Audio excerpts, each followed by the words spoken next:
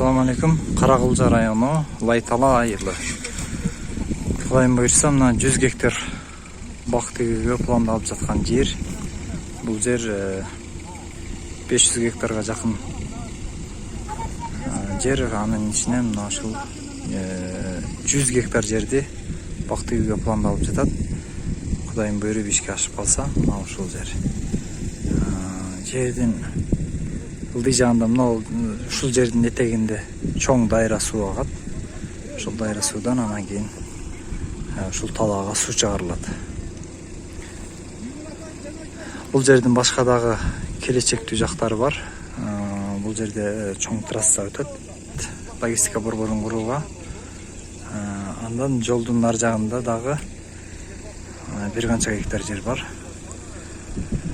Андан сырткары бул айылдын баш жагында дагы 100 гектар жер бар. Ушундай түздүктө өскөн жерлер. Жер азырынча жакшы иштетилбей жаткан жерлер аябай көп. Кудайым буйруп ушул проекттер ишке ашып калса,